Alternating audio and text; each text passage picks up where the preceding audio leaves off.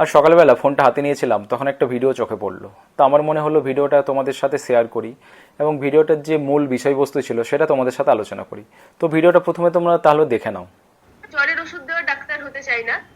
আমরা সবসময় আমাদের শরীর নিয়ে ভাবি, কিন্তু শরীরের ভিত্তি হচ্ছে মন। মন ভালো না থাকলে শরীর ভালো থাকতে পারে না। শরীর নিয়ে আমরা যথেষ্ট বেশি কনসার্ন, কিন্তু মন নিয়ে কেউ ভাবে না। অথচ মনের জোরেই কিন্তু স্টিফেন হকিংস শুধুমাত্র তার চোখের ওকে, বেশ। তো ভিডিওটা তোমরা দেখলে। ভিডিওটাতে যে ছাত্রীটিকে তোমরা দেখতে পাচ্ছ সে এবছর মাধ্যমিকে নবম হয়েছে, খুব সম্ভবত মুর্শিদাবাদ জেলার। এবং ভিডিওটার যে শব্দটা বা যে কথাটা সে বলেছে, যে সে জ্বরের ডাক্তার হতে চায় না, সে একজন সাইকিয়াট্রিস্ট হতে চায়। সেখানে একটু কনফিউশন ছিল তার, সাইকোলজিস্ট আর সাইকিয়াট্রিস্টের মধ্যে। সে একজন সাইকিয়াট্রিস্ট হতে চায়, সে জ্বরের ডাক্তার হতে চায় না।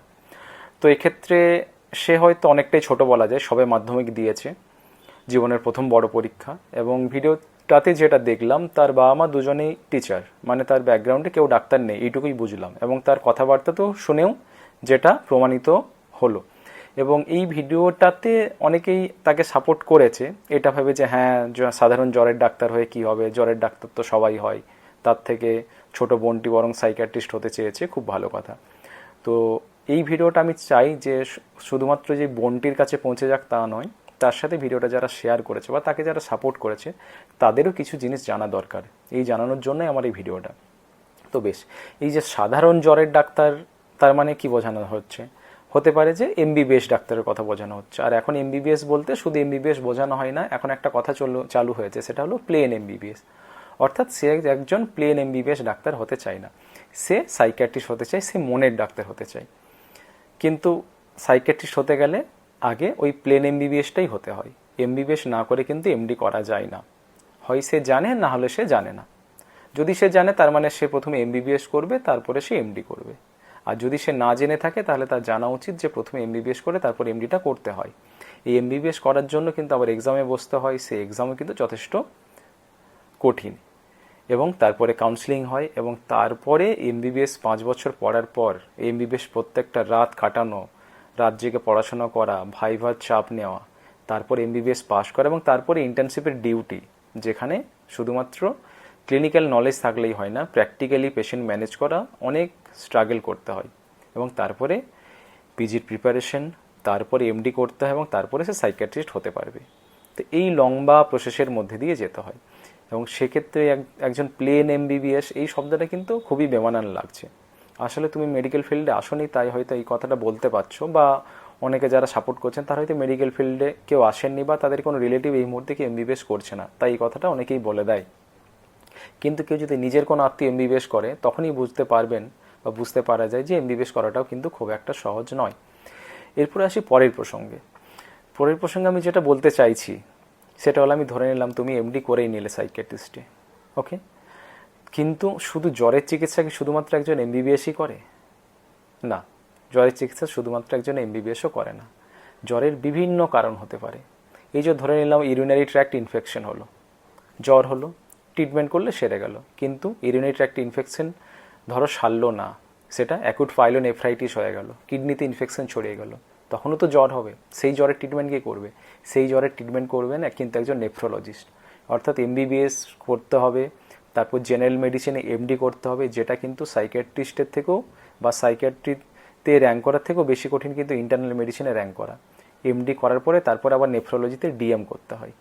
ব্যাপারটা বোঝা গেল, এতটা সহজ নয়। আবার ব্যাকটেরিয়াল এন্ডোকার্ডিয়াটিস নামক একটা রোগও হয়, সেখানেও কিন্তু জ্বর হয়। সেই জ্বরের ট্রিটমেন্ট কিন্তু একজন কার্ডিওলজিস্টই করেন। এবং এই কার্ডিওলজিতে ডিএম করতে গেলে প্রথমে তোমাকে এমবিবিএস করতে হবে, তারপর তোমাকে মেডিসিনে এমডি করতে হবে, এবং তারপরে কার্ডিওলজিতে ডিএম করতে হবে। আবার অনেক রিমাটোলজিক্যাল ফিভারও হয়, অনেক রিমাটোলজিক্যাল ডিজিজ রয়েছে যেখানে কিন্তু ফিভার হয়। তার ট্রিটমেন্ট কে করেন? একজন রিমাটোলজিস্ট করেন। এই রিমাটোলজিস্ট হতে গেলে প্রথমে এমবিবিএস করতে হবে, তারপর এমডি করতে হবে, তারপর ডিএম করতে হবে। অর্থাৎ ওই সাইকিয়াট্রিস্ট হওয়ার থেকেও কিন্তু এগুলোতে ডিএম করা আরও বেশি কঠিন। ব্যাপারটা বুঝতে পারছো? অথবা ধরে নিলাম যে লিম্ফোমা যেগুলো হয়, অ্যাকুট লিউকেমিয়া, যে ব্লাড ক্যান্সারগুলো হয়, সেগুলোতে কিন্তু ফিভারই হয়। তার ট্রিটমেন্ট কে করেন? একজন ক্যান্সার বিশেষজ্ঞরাই করেন। সেখানেও আইদার তোমাকে এমবিবিএস তারপর এমডি করতে হবে, অথবা ডিএম করতে হবে মেডিকেল অনকোলজিতে বা হেমাটোলজিতে। তার মানে ব্যাপারটা যত আমরা সহজ ভাবছি ততটা সহজ কিন্তু নয়। ওই সাধারণ জ্বর কিন্তু তা নয়। সাধারণ জ্বরের মধ্যে অনেক কিছু কারণ রয়েছে এবং সেই কারণগুলো জানার জন্য একজন স্পেশালিস্টের প্রয়োজন হয়। এরপরে তো আরও কিছু স্পেশালিস্ট রয়েছে বা বিভাগ রয়েছে, যেমন ইনফেক্টিভ ডিজিজের জন্য, যেগুলোতে কিন্তু ডিএম হয় এবং এগুলোতে কিন্তু খুব কম সিট থাকে। সেগুলো এমসের মতো কয়েকটা জায়গাতেই সিট থাকে এবং সেগুলো পাওয়া কিন্তু আরও ডিফিকাল্ট। তারা তো সারা জীবন কী করছে, জ্বরের চিকিৎসাই তো করছে।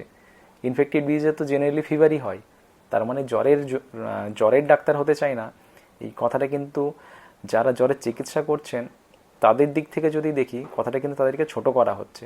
তাই ছোট বোনটিকে বলছি যে জীবনে এখনও অনেক কিছু বাকি রয়েছে। এমবিবিএস লাইনে এসো, পড়াশুনো করো, তারপরে তুমি ঠিক করো যে তুমি কী বিষয়ে স্পেশালিস্ট হতে চাও। ব্যাপারটা বোঝা গেল? জ্বরের চিকিৎসা কিন্তু খুব একটা সহজ নয়।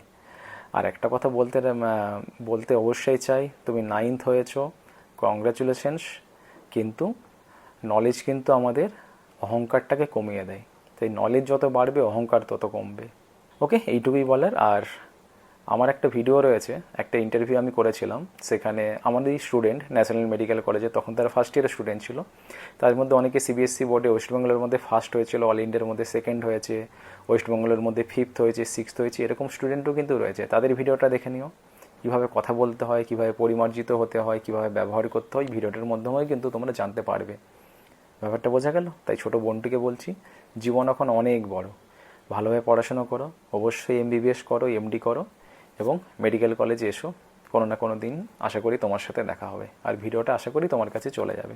ওকে, চলো বাকি স্টুডেন্টদের বলছি, দেখা হবে পরের ভিডিওতে। Thank you.